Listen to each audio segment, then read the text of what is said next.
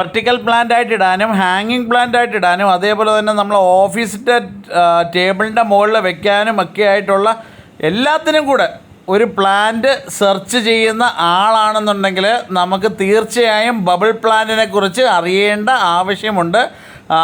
വളരെ മനോഹരമായിട്ട് നമുക്ക് വളർത്തിയെടുക്കാൻ പറ്റുന്ന ഒരു കിഡിലം പ്ലാന്റാണ് ബബിൾ പ്ലാന്റ് എന്നറിയപ്പെടുന്ന പ്ലാന്റ്.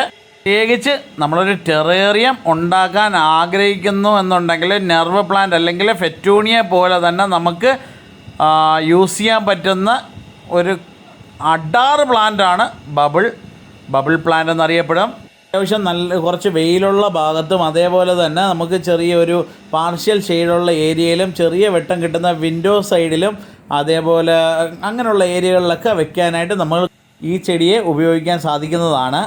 അതുപോലെ തന്നെ ഫംഗസ് ആക്ഷനൊക്കെ വലുതായിട്ട് വരാത്തൊരു ചെടിയാണ്. അഥവാ എന്തെങ്കിലും ഒരു ഇല മഞ്ഞളിപ്പോ കാര്യങ്ങളോ എന്തെങ്കിലും കണ്ടു കഴിഞ്ഞാൽ തന്നെ ലൈറ്റായിട്ട് ഇച്ചിരി ഫംഗിസൈഡ് ഇൻഡോഫില്ലാണ് നമ്മളിവിടെ കൊടുക്കുന്നത്. ഇൻഡോഫിൽ M45 നമുക്ക് എല്ലാ ചെടികൾക്കും കൊടുക്കുന്നതിൻ്റെ കൂട്ടത്തിൽ ഒരു സ്പൂൺ 1 ലിറ്റർ വെള്ളത്തിലിട്ട് നല്ലപോലെ കലക്കിയിട്ടൊന്ന് സ്പ്രേ ചെയ്ത് കൊടുത്തു കഴിഞ്ഞാൽ ഫംഗസിൻ്റെ പ്രശ്നമുണ്ടെങ്കിൽ അത് മാറിക്കിട്ടും. അതേപോലെ തന്നെ ചെറിയ പ്രാണികൾ എന്തെങ്കിലും വീഴുവാണെന്നുണ്ടെങ്കിൽ റിയൂഡോ റീവയോ അങ്ങനെയുള്ള ഏതെങ്കിലും ഒരു മരുന്നൊരു 3 മില്ലി മാക്സിമം 3 മില്ലി എടുത്ത് 1 ലിറ്റർ വെള്ളത്തിൽ ഒന്ന് കലക്കിയിട്ടൊന്ന് സ്പ്രേ ചെയ്ത് കൊടുത്തു കഴിഞ്ഞാൽ അതും മാറിക്കിട്ടുന്നതാണ്. വലിയ കെയറൊന്നും ഇല്ലെന്ന് പറഞ്ഞു കഴിഞ്ഞാൽ നമുക്ക് ചാണാനും കടലപ്പിണ്ണാക്കൊക്കെ ഇട്ട് മിക്സ് ചെയ്ത് തെളി എത്ര എടുക്കുന്നു അതിൻ്റെ 10 ഇരട്ടി വെള്ളം ചേർത്തതിന് ശേഷം കുറേശ്ശെ ഒഴിച്ചു കൊടുത്തു കഴിഞ്ഞാൽ പെട്ടെന്ന് ഇത് ബോളായി കിട്ടും. നല്ല ബോളാവും. ഇച്ചിരി മണ്ണ് കൂടുതലിട്ട്, ഇപ്പോൾ ഇതിനകത്ത് ഇച്ചിരി മണ്ണ് കുറവാണ്, മണ്ണ് ഇച്ചിരി കൂടുതലിട്ടിട്ട് മുകളിൽ പ്ലാന്റ് ചെയ്ത് കഴിഞ്ഞാൽ ഇത് താഴോട്ട് ഒരു കാസ്കേഡ് പോലെ താഴോട്ട് ഇങ്ങനെ വെള്ളം നിറങ്ങും. നല്ല രസമായിരിക്കും കാണാനായിട്ട്.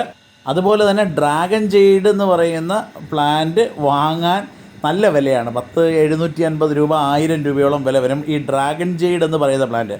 അതിനോട് കിടപിടിക്കുന്ന, അതായത് അതിനോട് സാമ്യമുള്ള നമ്മളെ സാധാ ഒരു വീട്ടിൽ വെക്കാൻ പറ്റുന്ന ഒരു ചെടിയാണിത്. ഡ്രാഗൺ ജെയ്ഡ് എന്താണ് എന്നുള്ളത് യൂട്യൂബിലൊക്കെ നോക്കിക്കഴിഞ്ഞാൽ കാണാൻ സാധിക്കും. പക്ഷേ അതിന് വലിയൊരു സക്കുലൻ പ്ലാന്റ് തന്നെയാണ്. അതിന് വളരെ കെയർ വേണ്ടുന്ന ഒന്നാണ്. അത് പെട്ടെന്ന് നശിച്ചു പോകാനായിട്ട് സാധ്യതയുള്ളൊരു പ്ലാന്റാണ്. അന്നേരം അത് വലിയ കെയറുള്ള സാധനമാണ്. അത് കെയറില്ലാതെ നമുക്ക് ഇതിനെ അതേപോലെ തന്നെ വളർത്തിയെടുക്കാനായിട്ട് സാധിക്കും. രണ്ടും കാണാൻ ഒരു ഏകദേശമൊക്കെ ഒരുപോലെ ഇരിക്കുന്നു എന്നുള്ളതാണ് അതിന് ഏറ്റവും നമുക്ക് എടുത്തു പറയേണ്ട കാര്യം. അതേപോലെ നടുന്ന വിധം എന്ന് പറഞ്ഞാൽ സാധാ നാടൻ മണ്ണ് മതി. ഒരുപാട് വലിയ മണ്ണൊന്നും വേണ്ട. നാടൻ മണ്ണ്, ഇച്ചിരി ചാണകപ്പൊടിയും ഇച്ചിരി മണ്ണിര കമ്പോസ്റ്റ് ഉണ്ടെങ്കിൽ മണ്ണിര കമ്പോസ്റ്റ്, അതേപോലെ ഇച്ചിരി എല്ലുപൊടിയോ ഇച്ചിരി വേപ്പിണ്ണാക്കോ ലൈറ്റായിട്ട് കുറച്ചിട്ട് നല്ലപോലെ ഒന്ന് മിക്സ് ചെയ്ത്, ചെമ്മണ്ണ് ഉണ്ടെങ്കിലും അത് കുഴപ്പമില്ല. എന്നാൽ ഇതാകുമ്പം പെട്ടെന്ന് തിക്കായി കിട്ടും. പ്ലാന്റ് നല്ല പെട്ടെന്ന് തിക്കായി കിട്ടും. അങ്ങനെ ബബിൾ പ്ലാന്റ് എന്താണ്, ബബിൾ പ്ലാന്റ് എങ്ങനെയാണ് എന്നുള്ളതൊക്കെ ഇപ്പം നിങ്ങൾക്ക് മനസ്സിലായി എന്ന് വിശ്വസിക്കുന്നു. അടുത്തൊരു വീഡിയോ ആയിട്ട് നാളെ കാണും വരെ എല്ലാവർക്കും ശുഭദിനം നേരുന്നു. അതിനാൽ ലൈക്ക്, ഷെയർ, സബ്സ്ക്രൈബ് ചെയ്യാൻ മറക്കില്ല എന്ന് വിശ്വസിച്ചുകൊണ്ട് നിർത്തുന്നു.